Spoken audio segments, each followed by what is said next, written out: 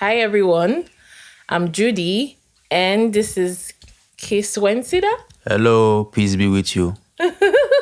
and this is Tony B, and we are African students in the diaspora, and we decided to use this platform to, have conversations about things happening in our individual countries in Africa. So stay tuned to our podcast. It's just a free flow. We just want to freestyle. We hope that you guys would connect with us and share your views, share your comments, and help us to grow. Because without your comments, without your views, we would not be able to, what's that word? Borrow me some words. I don't know. Grow and, Blossom. Today we would be talking about African spirituality and self-awareness, because without self-awareness as Africans, there would be no need to talk about African spirituality, because it's a controversial topic at the moment. I came across something online talking about how African spirituality is demonic and how it is shifting us away from our essence, which our essence is meant to be this pursuit of Christ and making heaven. And I tried so hard not to address this, because I didn't want it to seem like I was responding to what the post was saying. But I just decided that there is no way you cannot address things like this, because there has been a lot of misinformation out there about what African spirituality is about. Even like the name African spirituality doesn't sit well with me. What do you guys think? The fact that we have to say African spirituality feels I agree with you, Judy. What you're saying, like African spirituality is it's not a term that even the locals who are or indigenous people. indigenous people who are into this way of life refer to it. So this is like from the beginning, African spirituality is a Western way of seeing it.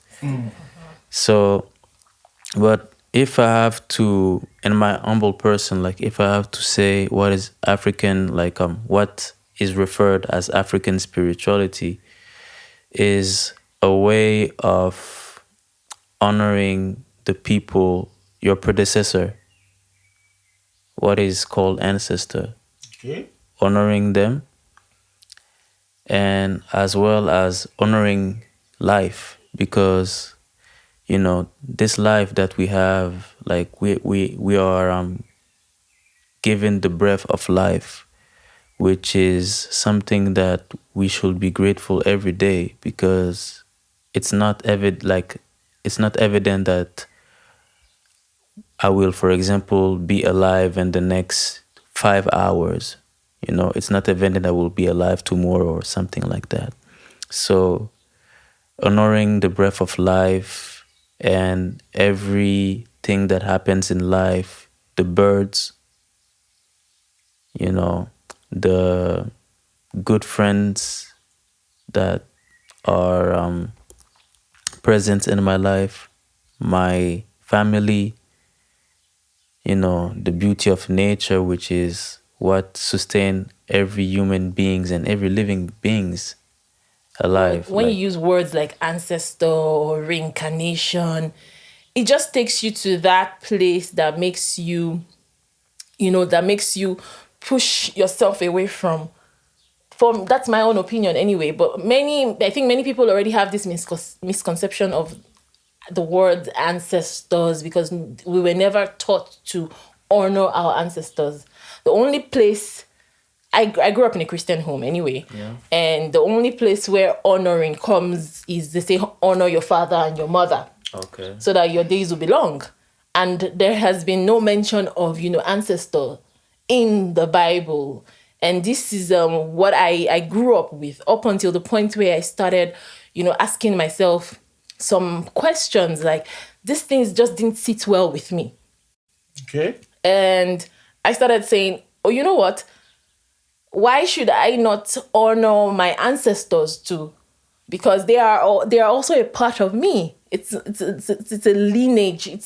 It's in my In your DNA. It's in my DNA. Yeah. Why shouldn't I honor them? Why do I only have to, recognize The father just and the my mother. father and my mother? Yeah. And the fact that we even pray to Christ, we use names like Jesus, and we use the God of Abraham, the God of Isaac, and the God of Jacob. These people are not my ancestors. That's what I would say. They are not my ancestors. These names are not even African names. I saw somebody talking about African way of honoring the ancestors as a means of respect to them, because if you check right from 15th century down the line, they were enslaved and tortured. A lot of them died miserably on the way. So it's only in Africa that you see today most Christian leaders, they often use cane and flog the ancestors, because to them, they are the reason why they are having misfortune in their trend of success. And of course, no European would do that. They honor their ancestors, they recognize them, they even write it in books and we read them. So we give them a sort of respect, but our own ancestors, we disrespect them, we even flog them in churches. So these are the things that we want to... Really? Flog ancestors in churches? Yeah, I've come across some videos where the pastors or the religious leaders were telling the congregation to come with koboko or cane. Or like a Wednesday prayers. Okay, where like spiritual practices. So they do this kind of spiritual practices to flog the ancestors. Really? Flog them how? Because to them, some of them are having misfortunes. And, the ancestors were the cause of their misfortunes. Some pastors tell them, ladies, you are not having children.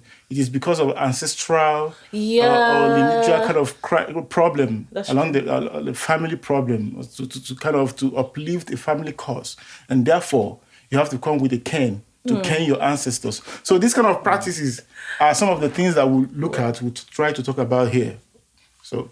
that's actually true. I never thought about it in this concept, because I grew up in a Christian home, like I said, so I can only speak about what I grew up in, what I know. In the Christian, when growing up, going to church, you would hear things like every generational or ancestral curses or anything from my father's house, that I inherited from my mother's house, and all of that. Intergenerational curses, literally. And then you have to pray against them and all. And I'm not saying it's wrong to say these prayers, but there was just some kind of disconnection for me. I couldn't place it. I just felt a disconnect. Like, I cannot spend all my days fighting battles against people that, are a part of me. Because I would use my own family as an example. My grandmother, I wish, may God rest her soul, I wish I had the opportunity to learn certain things from her. Okay. And she was a traditional practitioner before she also now became a Muslim. I would even say most Nigerian families, they don't practice, I don't know, from especially from the West. Okay. They don't practice one religion. Most of them are Islamic homes, from Christian homes, but they were once traditional practitioners. Before they were now I wouldn't say, maybe they were converted into these different, you would find one home in Nigeria where in their home they observe the Lent fast, this Catholic Lent fast, and then they still do the Islamic celebrations where you kill ram, like this Ileya thing. Okay. You would find that in many homes. And they haven't even sat down to ask themselves why are we practicing two things or two ways. You would even find maybe the mother is Christian, the father is Muslim, and then they have children, and the children have to choose what religion to practice and all of that. And they never saw it as a bad thing. Okay. Or they would now be like this silent battle between converting into one religion just because of this concept of going to heaven and hell and all of that. So back to my grandmother, she was a traditional practitioner, and she was also into herbs, and she knew about herbs. I don't know if it was something she learned along the way, or if it was something that was also like a practice that she learned from her mother, or something she just picked as a form of self-interest. But I know that she was always referred to as a witch. And this is what made many of us fear her. That even while she was alive, we never even had, I would speak for myself, I never really had a close relationship with my grandmother. And when you go to churches, they would always weaponize these things, these terms, and say one witch from your father's house, from your mother's house. And it just makes you wonder, like, is this actually, or they will tell you it's your mother that is a witch, or it is, one uncle, one auntie in the village, and we've even come up with this word, village people. As you a know, way of that discrediting them. Local village people. They're It's local, a construct as well. It's a construct, and it has excused us, it has made us remove ourselves from the responsibility or accountability towards self, because there are some things that we practice personally that are not right. Yes, you're right. And then when we see these things manifest, the ripple effect, the consequences of these practices, we now blame it on some village people or some witch from your father's side, from ancestral, whatever, from one side. And this is the message that religion has been, especially Christian religion. I don't know about the Islamic religion. I wish there was someone that was, Muslim here that could even tell us a little bit about, because I am open to, I don't condemn anybody. I'm not saying my belief is superior to yours or your belief is inferior to mine. No. The whole idea or the whole point of this is to connect with the Creator. So are you saying that in an attempt to connect with the Creator, any way is a way? Is that what you're trying to say? I would say that every way that feels right Is a way. leads us to the same. We're all on the same path. We're all on the same journey. So these kind of biblical expressions that he who does not accept Jesus Christ as personal Lord and Savior would not merit heaven is a false. What would you say about that? I would not call it false or true. Okay. I would say it doesn't make sense to me. Okay. I can only speak for myself.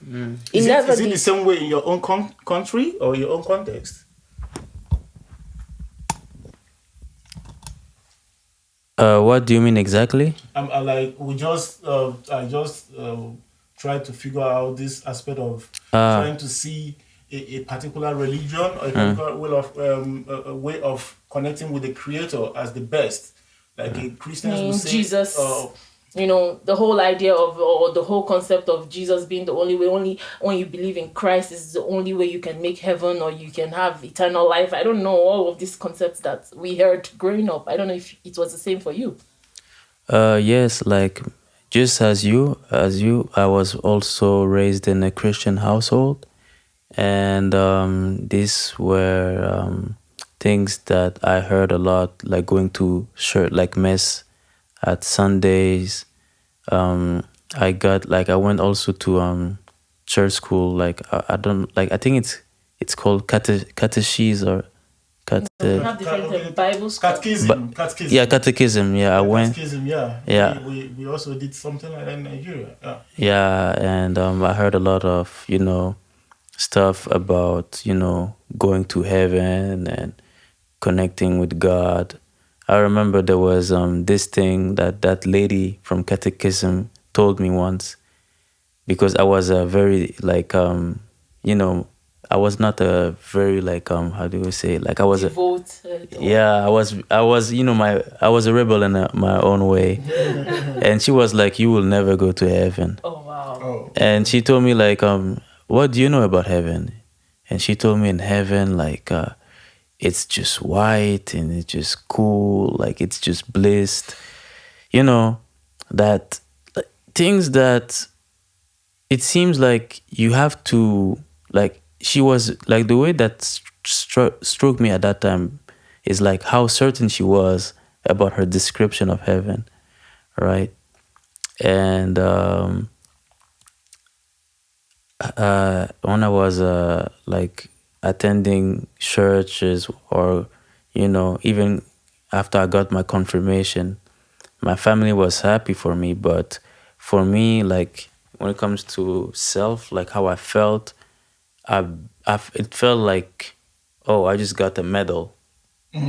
Like it's not something I felt really in tune with or something that really resonated with me.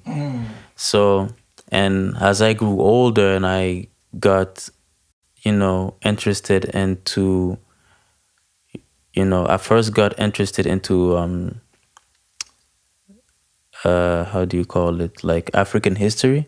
Because when I was a child, I noticed that, in like African history that I was taught wasn't really like, it was very distorted.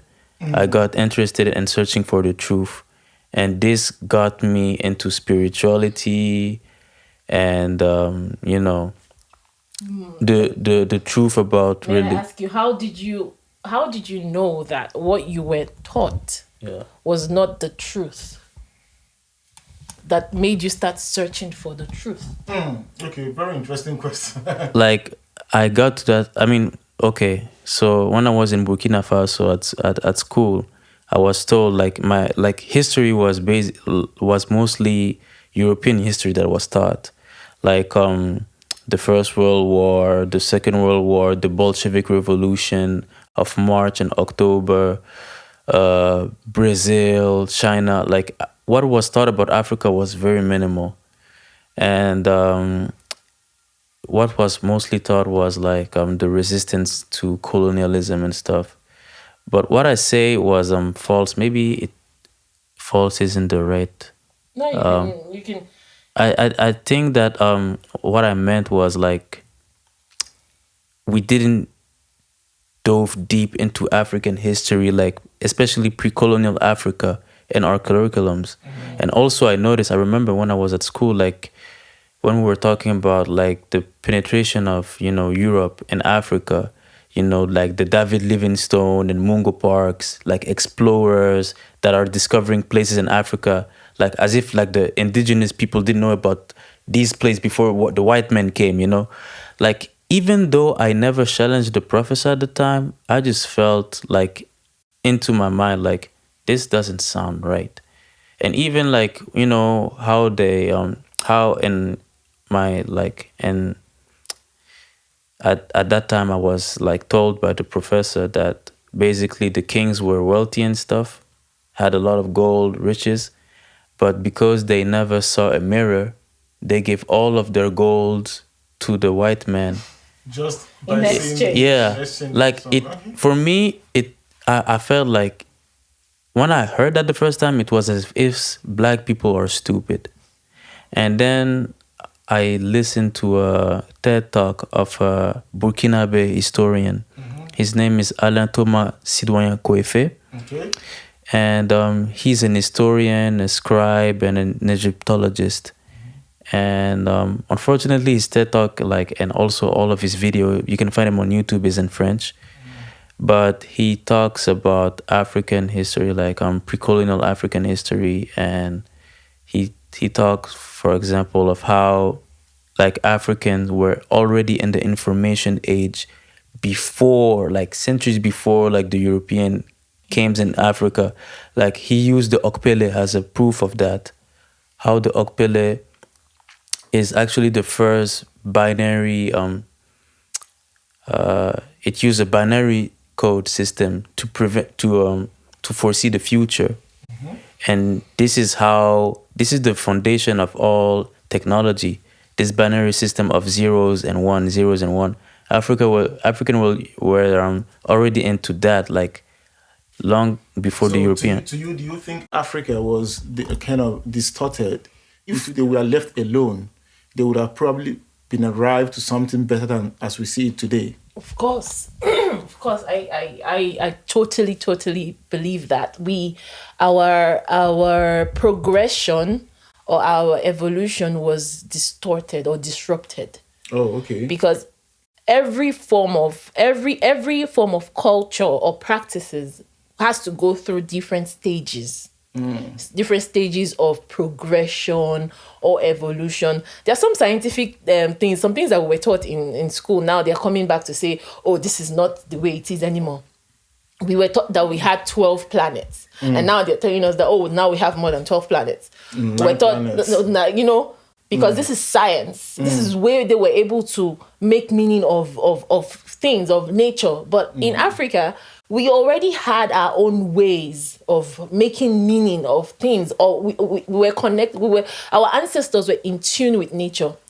And because it did not look like the ways of the whites or the Europeans, then it was seen as, you know, barbaric or you know, like, uncivilized. Recurrent word. Yeah. But I have a question. Do you think that we have adequate awareness to kind of say, okay, look, we're going to abandon things that we may have embraced along the line to go back to.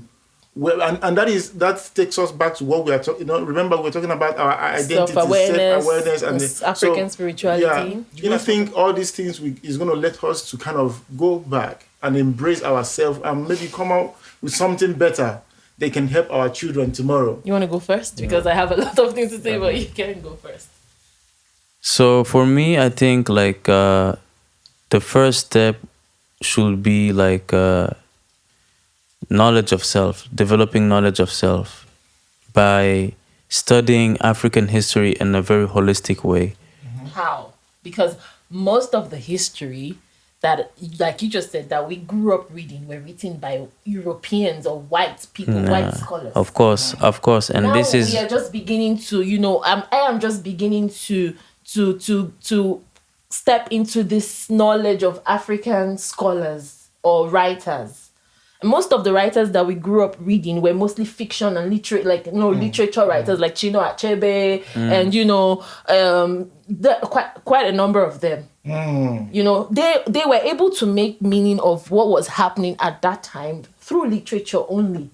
Most of the history were distorted because many of our African scholars at that time were westernized. They were taught in the Western educational system. Maybe I should rephrase.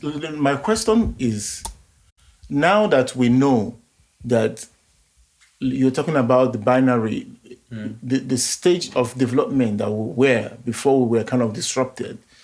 So let's say the Europeans, they came with their own competition, averted our own civilization, introduced theirs, and today the civilization is still lingering.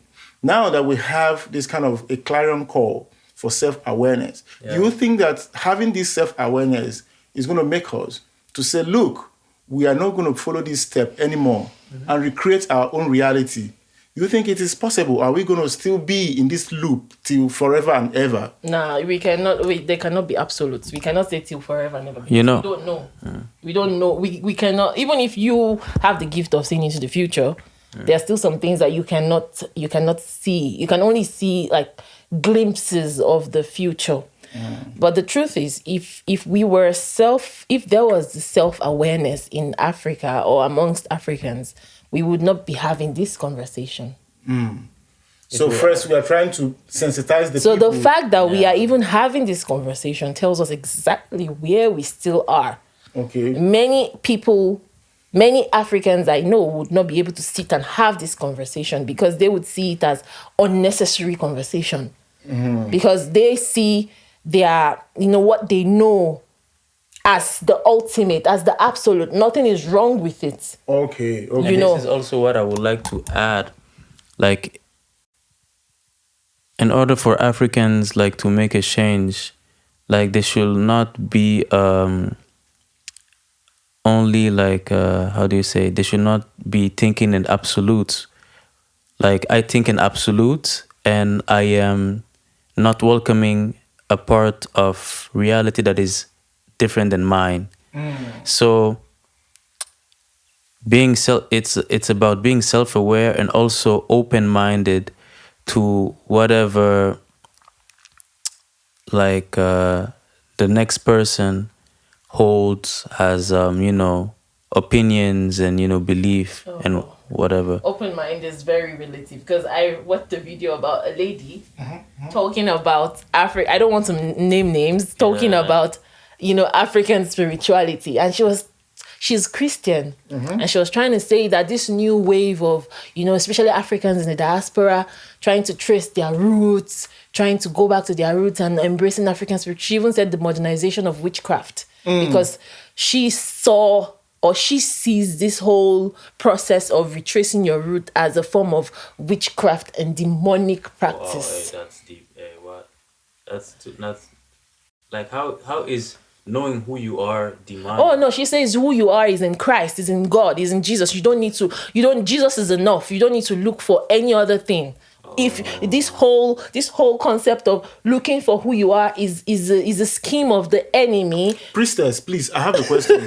I saw something on Facebook. Somebody was saying that he has been doing a lot of things in this world without having a success on them. Until he went back to the root, he had no success. But when he went back to the root, he started having success. What do you people think about this? Is it possible? Well, like I would say, like I have said before, and I will continue to say, I always stay clear away from absolutes. I have had conversations with people tell me, oh, they were once Christians, and when they converted into Islamism, maybe they were seeking something. Say, for example, a couple seeking a child, and then they've been praying for a child and they never got it, but they tried different means. And then when they now tried Islam practices, they got a month into being, Muslims, God answered their prayers, or, Allah answered their prayers, and then they conceived, they had a child. What would you tell people like this? Would you tell them that they should now give up that, Islamic practice when they were once Christians? Also, it could also be vice versa, where Christians, Muslims would say they converted into Christianity, and then whatever it is that they were searching for, they got it. So one thing I have learned and I have observed is that we as human beings, we are searching for meaning. And our search for meaning has made us, come up with concepts such as Christianity, atheism, Islamism, different isms and isms. These are all religions. These are all concepts. These are all labels that we have been able to, these were our ways of being able to make sense of whatever it is that we believe in. So, but the problem I have with religion is that every religion wants to be superior over the other. And this is the biggest problem I have with religion. Because if we are all in search of the same things, there should be no reason for me to claim superiority over, if I am in search of, if for example, I have a problem with my health now, and I am looking for a way to get well. However I go about that is my personal journey, because you don't know how I'm feeling within me. So you can bring different solutions to me. May we not even be in that position where we have to run helter-skelter looking for solution to certain problems. Okay. That's what I always say. So, but I'm using this as an example. So maybe I have a health challenge and I'm looking I want to get well, because this was not the way I was feeling before. I knew how I was before. Okay. And I'm trying to get well. And I pray to the God that I know, but I didn't get an answer to it. And someone tells me, maybe you should try this. I will not tell the person no, because of course the person is not wishing me harm, and I try it and then I get well. What would you say? What would you say I do in that situation? Would you say it was devil that answered my prayer? If you're using the concept of Christianity or whatever religion, trying to claim superiority over the other. I can talk about this. You can tell. Opa. So what I think you're saying is right, because you cannot convince them that what their their belief is wrong, because they got the answers they were searching for. they were searching for. But the way I am at this current state of mind is that there's it's like there's Christian spirituality, right? There's Islamic spirituality, there's Hinduism, there's whatever. And I agree with you when you say every human being in this life search for meaning. Even the people that are indulging into things that is not good for them, like hard drugs or whatever. They're doing that because they want to achieve a state of peace, Nirvana. nirvana, right? So for me, there are some people, right? When like before they were like Christians, they were criminals.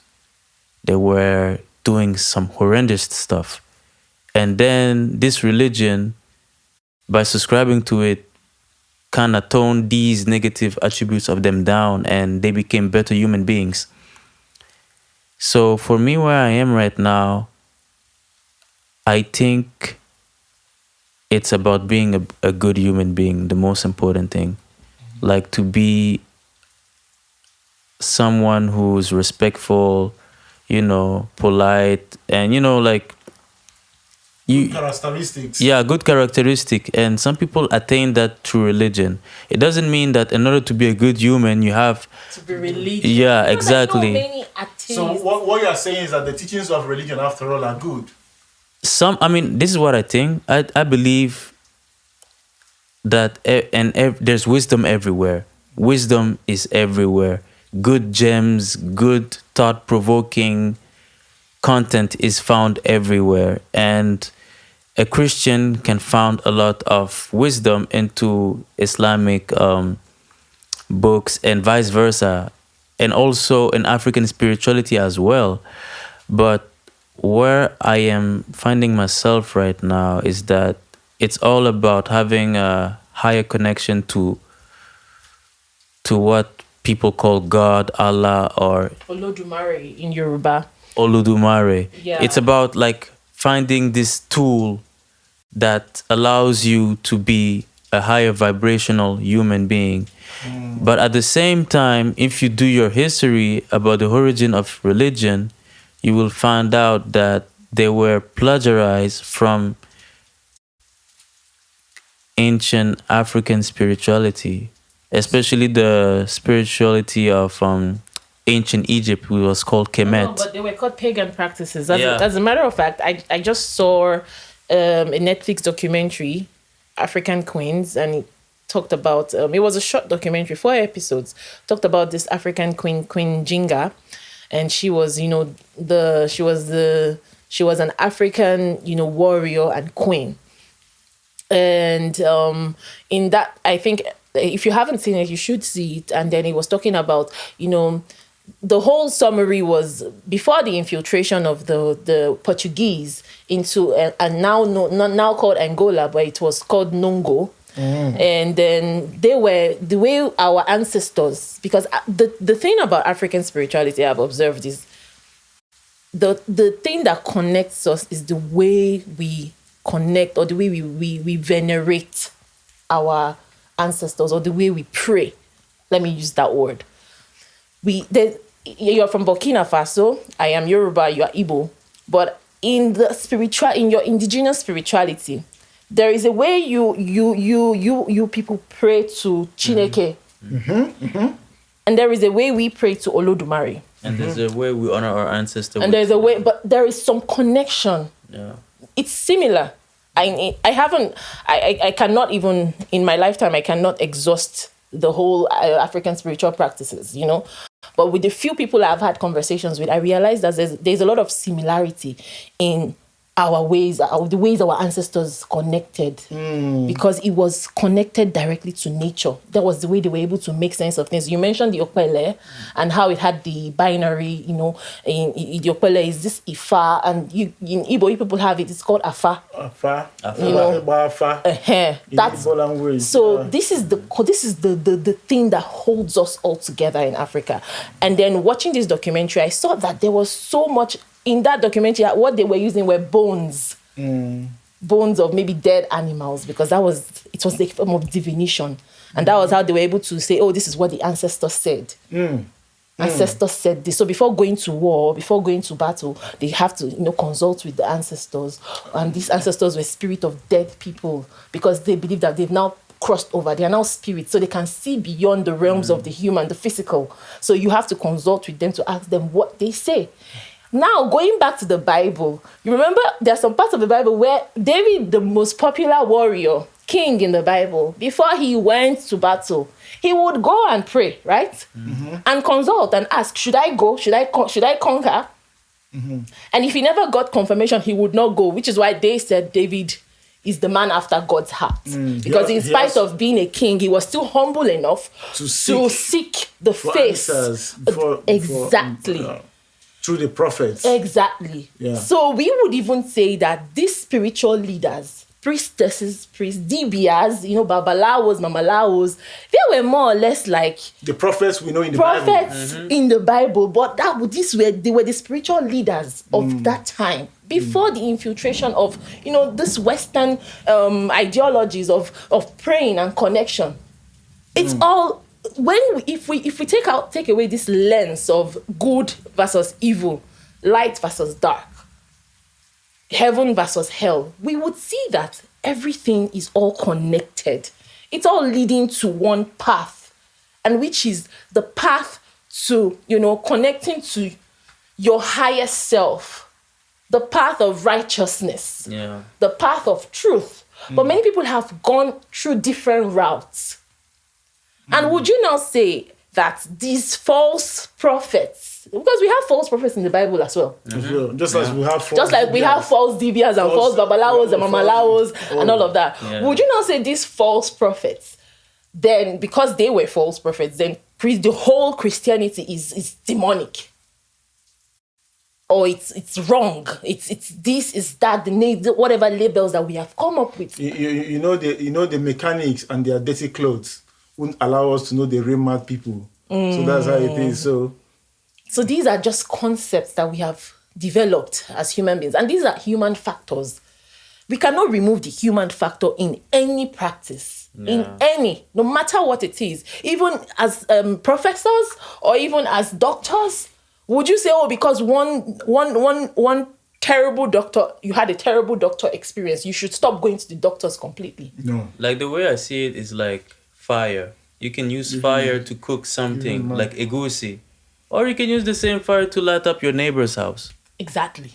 It's what you do with it. It depends on your intention and what you do with it. But I feel like as Africans, like we really have to recalibrate the image of our spirituality, because it's I think one of the most noble spirituality, but unfortunately it is so misunderstood that practicing it even without causing no harm to the next human being is met with a lot of resistance. Yeah.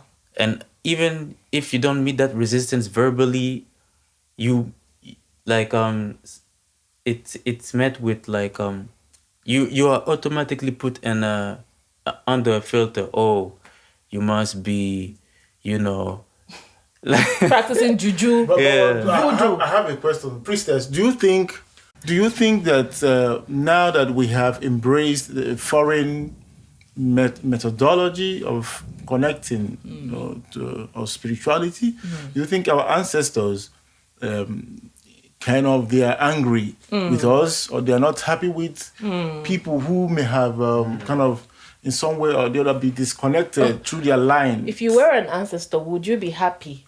No, let's even use the parent-child, example. You have a child just while you are alive, and you feel like you have done your best to, train up this child in the ways of truth and knowledge or whatever. You've given this child your best, and then you see this child deviating from, the path that you feel is the best for that child. You would feel hurt. You would feel disappointed. Even now, tracing it back to the Western religion, where it says that, Jesus Christ died for us on the cross and he has atoned for our sins. So for that reason, we should venerate. I will use this word venerate. We should continue to worship Christ as a symbolism of our acknowledgement of the sacrifice, the highest price that was paid for mankind, the dying of Christ on the cross. So we continue through generations. We continue to venerate Christ that has died thousands and thousands of years ago. And if you do not venerate Christ, you are going to hell. There are consequences for not going in this path.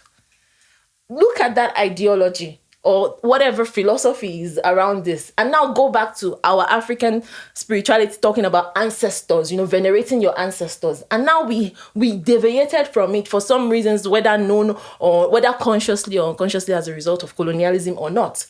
I don't know what would have happened without colonialism, but I know that colonialism happened, and it caused a lot of harm on our people, on us as people, because if there was no colonialism, come on, we would not be sitting here having this. Oh, definitely. I would have not been in Bayreuth for sure. We would not be having these conversations. We would be thinking of, things, developing things.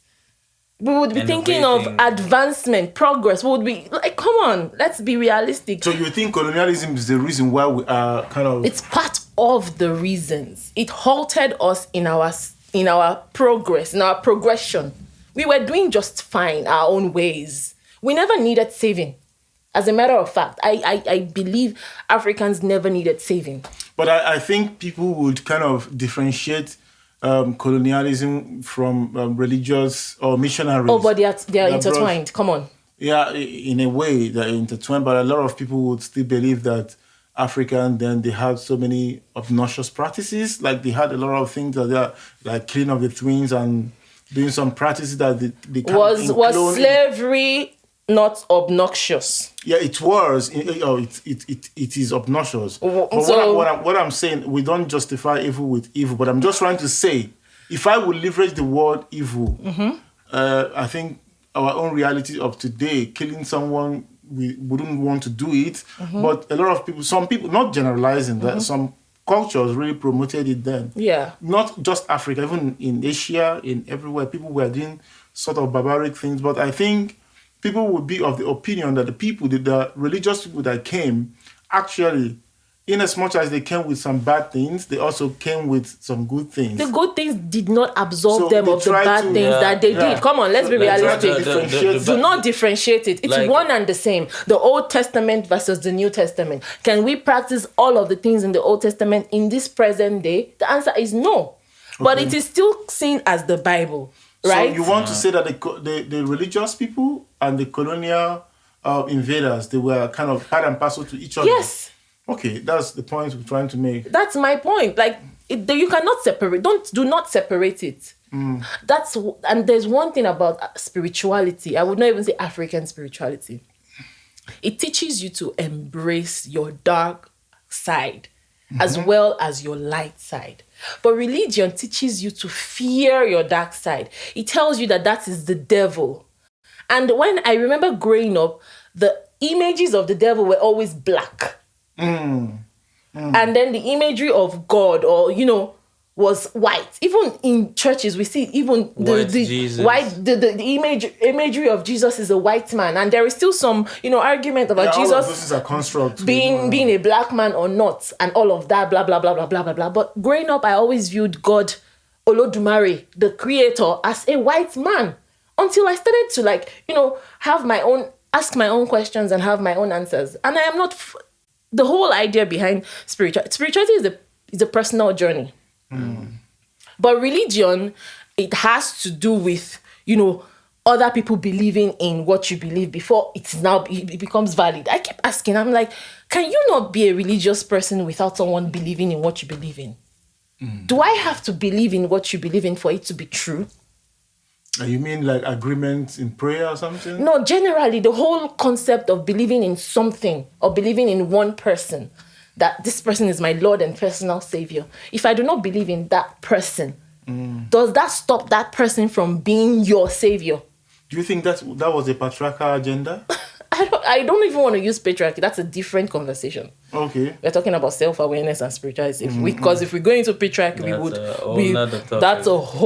that's a completely different topic. Of course, we have a lot of video coming on. So we just... but I just had to bring us back on track because it's deep.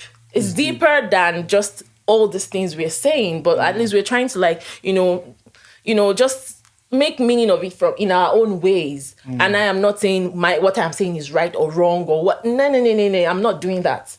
I am only telling you that this is what I have been able to make of all the things that have been taught to me.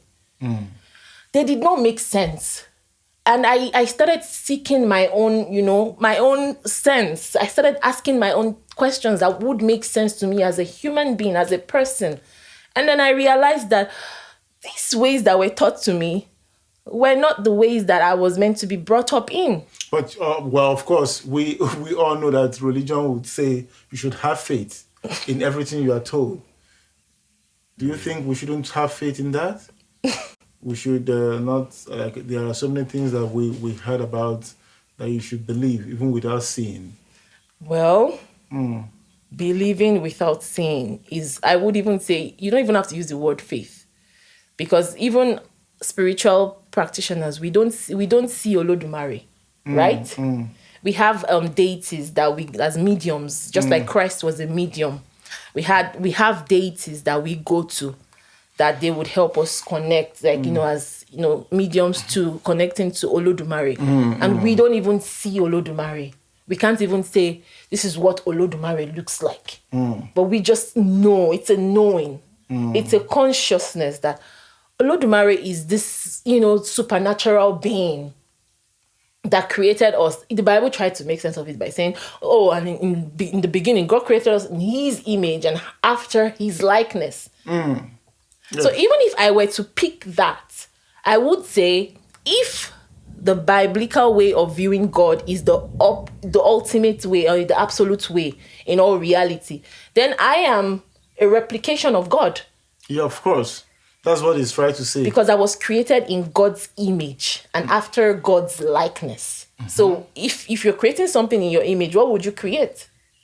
Something that looks like me, exactly. Then why did God have to create people in different colors? Well, but maybe Kiswensida will help us. Yeah. What would you make of all of this whole concept of, God, this supreme being, and God creating you in his own image and likeness might not really be that everybody has to be with the same color. This is about spirit.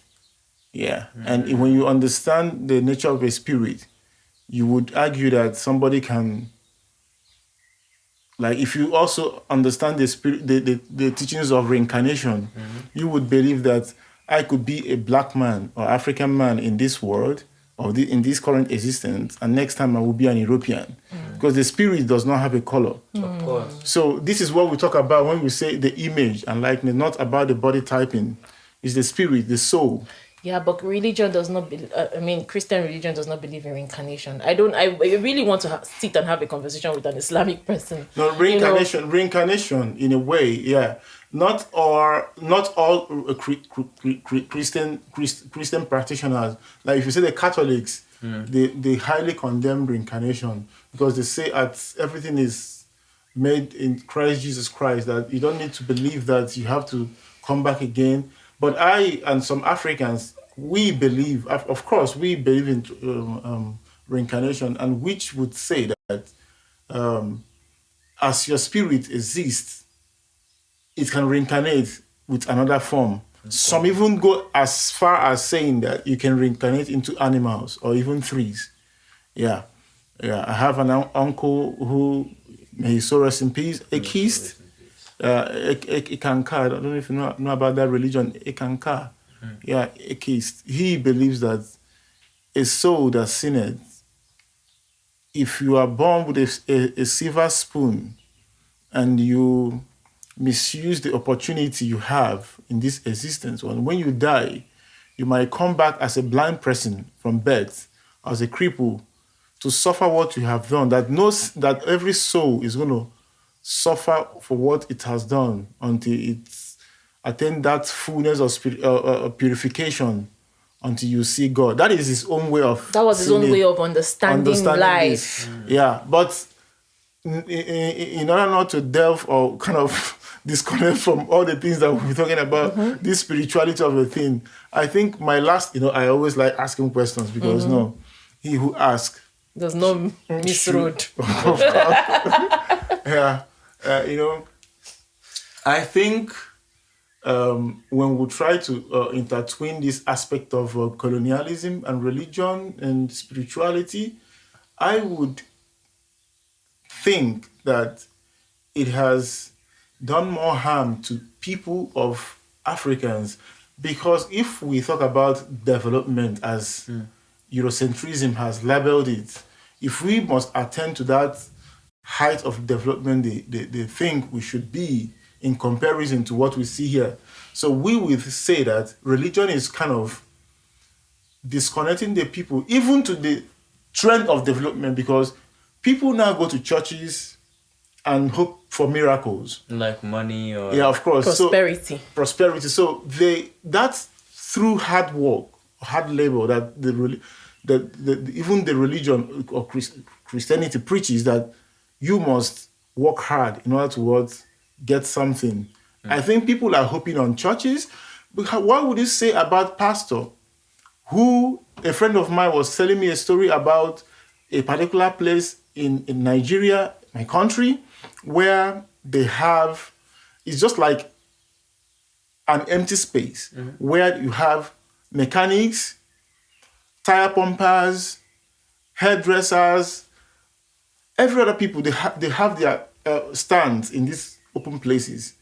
One person came back from somewhere with plenty of money, went to the owner and bought the place. Now they had to use talks to chase these people away.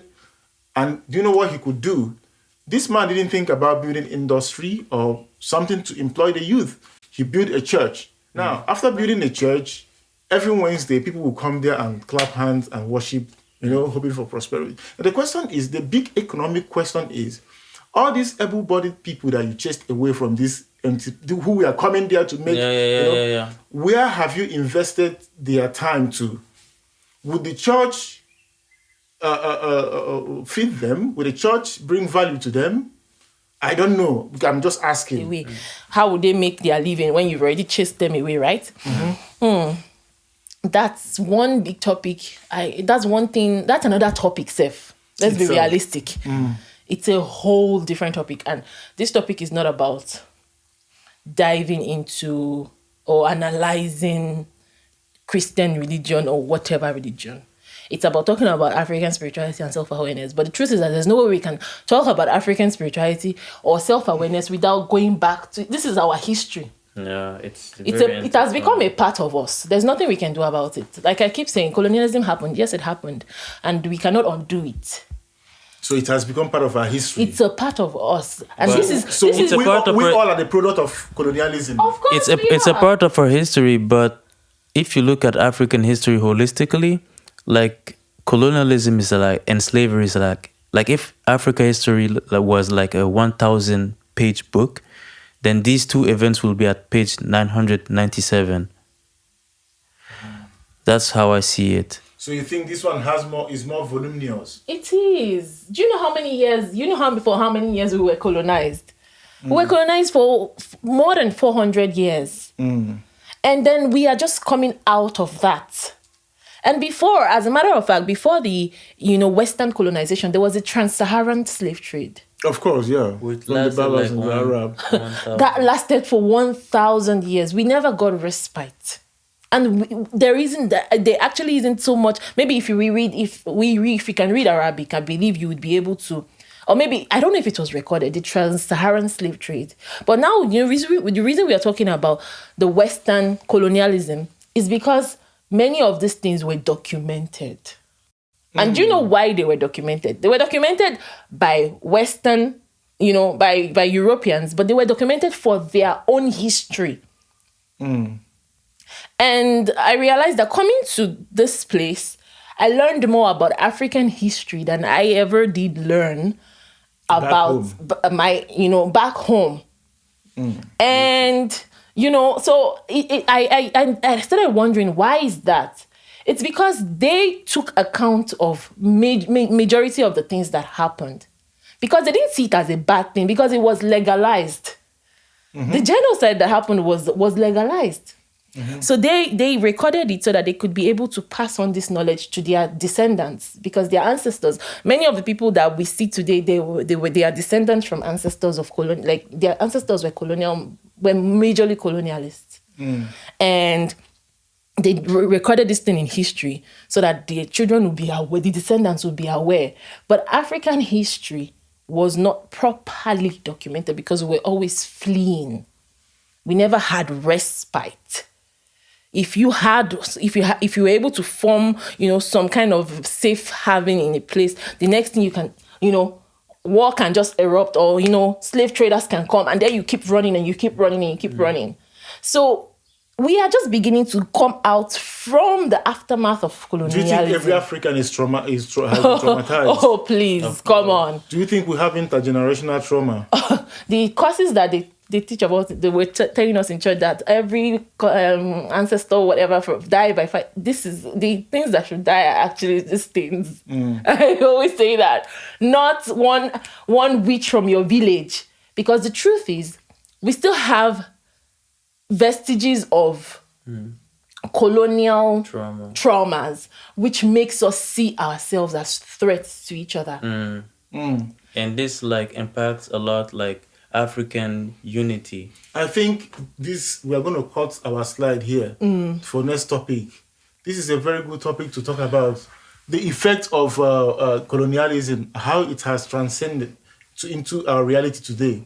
Or do we call it an intergenerational trauma? It is actually an intergenerational trauma. We need to talk about this. Because it has made us become principalities and powers against ourselves. For example, if you look, the way I see myself, right?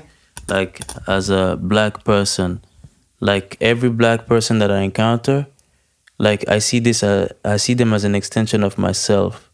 And this is because I am self-aware now. But let's say if I lack that self-awareness, and if I was, locked in on the nationality of where I come from, and I didn't have a broad knowledge of African history, then I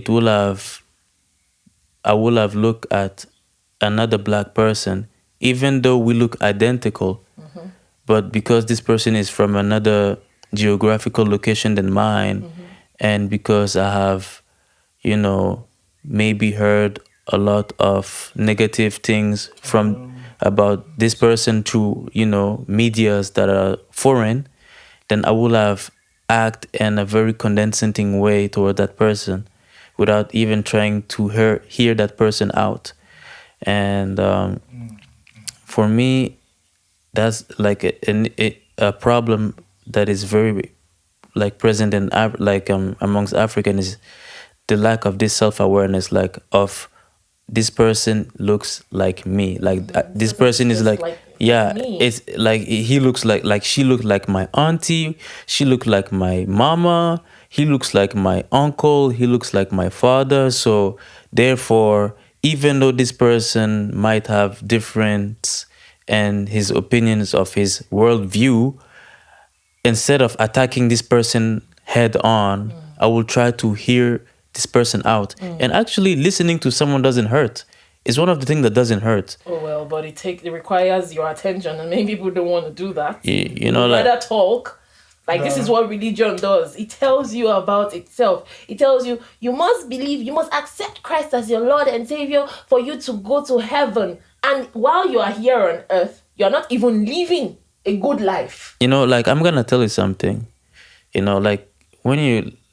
When you say it like this, it seems this religion, it's almost, they're just it's like a broken record, just telling you the path all the time. And repetition, it's actually a way of conditioning.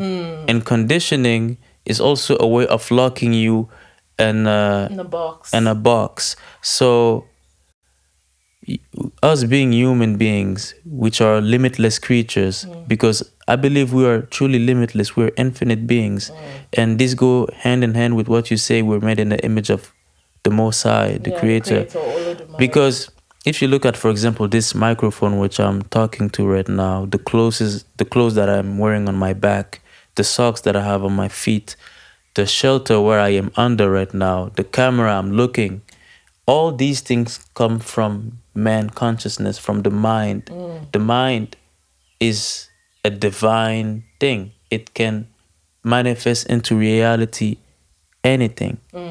So once this brilliant tool that the Mosai, Olodumare, or Chuku, right? Shuku Abema gave us, once this tool has formatted to think in a very and this box way, like in this limited way, you are actually stunting your growth. For it's almost as if you have a Ferrari, which can go to 0 to 100 in 3 seconds, and you have a Volkswagen, like a Golf, and the Golf is not faster than the Ferrari, but you have tuned the Ferrari in a way that is very slow. Like, instead of going to 0 to 100 in 3 seconds, it goes there in an hour. Yeah, so I have this concept where I say, like you Africa is operating on an engine that is like, like it's a big machine, but the engine is not compatible with the machine. So we are not kind of utilizing what we have. No, I wouldn't even say utilizing. We are not operating in our frequency in the way we are meant to operate in. Okay. Because we have, mismatched. I am not saying that every African person should now absolve him or herself from whatever religious practices they're practicing now. Nobody is telling anybody to do that. Why are religious people afraid of someone else? If you really want to go to heaven, the heavenly race is meant to be a personal journey. Why are you trying to make me go to heaven with you? I really believe in heaven. If I don't believe in it, would that stop heaven from being a place that you want to go to? So would you also say that people who claim or preach all over everywhere, trying to force people to believe in this kind of a thing, thinking to go to heaven, they are also being traumatized? It's a form of trauma, because if you believe in your belief, let it be a personal belief. You don't have to shout at me to believe in what you believe. And also, I would like to add, we human beings are so smart. We're very smart creatures. And the way that if we see someone thriving, we're inspired to thrive as well. Like, if you look at someone's success story from your neighborhood, you are automatically inspired. You feel this energy of, he did it, I can do it too. But if, like, the religion dogma that you are following are so good and so, universally right, why do you have to impose it on other people? People are not stupid. It's like, it's almost a way of infantilizing the other. We're grown adults, And I see this behavior coming a lot from African people. So you think a good thing is infectious? Yeah. Good things speak for themselves? Yeah, they speak for themselves. Like, because the moment you start speaking out like the good things, you don't sound like, I don't know, like... You sound so desperate. You sound like... You're begging me to see the good in that thing. Let me decide. You sound like a salesman or a saleswoman. Oh, you're making an advertisement. Yeah. I mean, if you're like... Okay. That's what I like. It reminded me of this rapper, Lauryn Hill. Okay. She said that true love doesn't advertise for itself. Oh. True love is... Once you see it, you know it. And I know this is like a little bit like maybe far from the topic, like the main topic we're talking about. But if you look at, for example, nowadays, right, and the 21st century, most couples, they like to post pictures of their relationship and post them online. Oh, and under the caption, love, being happily married or whatever. And this goes in hand with what I'm trying to say. Like, if it's really good, it doesn't need to be like advertised like that. I don't know why I'm laughing, but continue. If you're really happy... Would you say that empty vessels make the highest noise? I might trigger some people. But if I'm triggering you, you should not be mad at me. You should be mad at you not checking yourself. You're not doing enough shadow. Wear it. Yeah. In Burkina Faso we have this saying, like, he who feels like sneezing should clean his nose or her nose. If you feel like this, then clean your nose. But if you don't feel like that, then okay. Move on. Exactly. But I feel like if like you should really beware of people that just like to say like everything is good. To the side. This is the Yeah. side of light. This is the side of truth, salvation. If you're good, if you're really feeling good, you're actually in this. Embody in this, it. yeah. Let's see it in you. Mr. Kiss, you said something about triggering some people. Yeah. Honestly speaking, there are many people, I don't want to generalize, but a few Nigerians, upon hearing these things we are saying, they will be triggered. They call it the born again. The born again, like born again Christians. But do we think that these people are being traumatized as well? I don't want to. Is it a part of? Okay, let us leave this topic. I am not a psychologist. We have to leave. I am not a psychologist. And one thing I've also realized is that we were talking about empty vessels making the loudest noise, and there has also been a lot of misinformation about African spirituality. Mm-hmm. Remember when we first started the whole concept of African spirituality? It sounds wrong, but that's what it is called right now at the moment. But one thing I love is that we cannot remove the aspect of spirituality. Which is spirituality itself. Because we are all spirit beings. And there's the fact that we breathe. Yes. There's this part of spirit, this thing in spirituality that says we're spirit beings having a human experience. Do you think the way we experience life, that is the way it is in the spirit? Do you think what we see today is a part, and spirit is also a whole part of it? The spiritual is the manifestation of the physical. If it has not happened in the spirit realm, it will not manifest in the physical. So if I eat food to feed the physical body, what do I do to feed the spirit? I'm feeding my spirit as well, because the body is the vessel where the spirit is staying. So there was a movie I saw where there was this lady, she wanted to speak with her ancestor, and then she did a consultation, and the ancestor happened to be an uncle that died. And then, but the medium through which the ancestor, which is the uncle, was speaking, the first thing the ancestor said was that I don't have enough time because this body is weak, because he doesn't take care of his body. So I do not have enough time for this message I want to pass across to you. Because in African spirituality, we believe that ancestors are, people, our, relatives that died. They've crossed over to the spirit world, and they can see things that we don't see in the physical. So even in Wakanda, Black Panther, even the supposedly bad ancestor, you cannot remove the bad ancestors from the good ones because they are still your ancestors. So even if the ancestor had a terrible life and did something bad, there's still something that they can see, because they can see things in the way you cannot see them, and there are some things that you need to learn from them, there's some messages that they can pass across to you. So I deviate now. So the man was saying, I don't have enough time in this body, because this person is not taking care of himself. So that's answering your question. The body is a vessel of the spirit.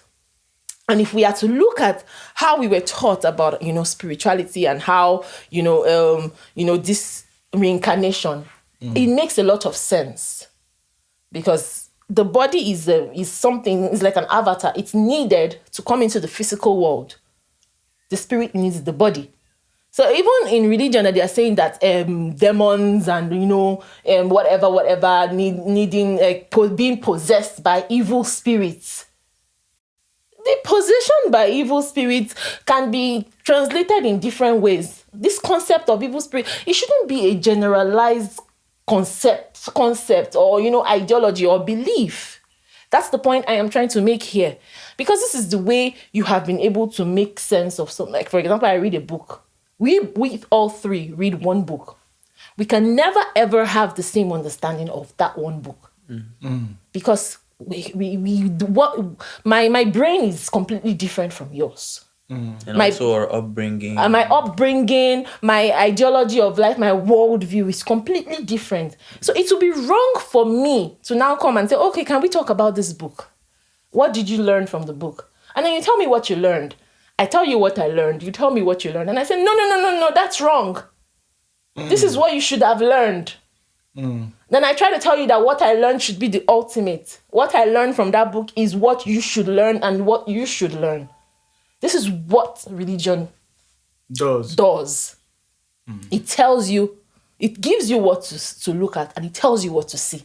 Yeah, I mean, you can only correct someone when the person's actually wrong. But you should always give them how do you even know what is right and wrong? Like, for instance, when we read about black and someone start talking about blue.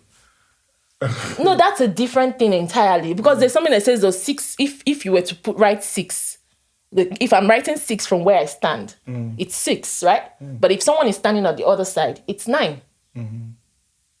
Yeah, of course. So if I were to tell the person, no, it's 6. And the person says, no, it's 9. From where the person stands, 6 is 9. But to me, 6 is 6. We should always, this is where spirituality comes in.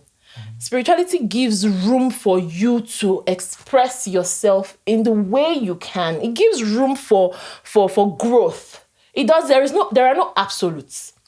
So this is also like talking to anybody that is on this path of finding their roots, discovering their path or whatever African spirituality. If you have anybody telling you that this is the path, this is the way, they know the way, they are lying to you.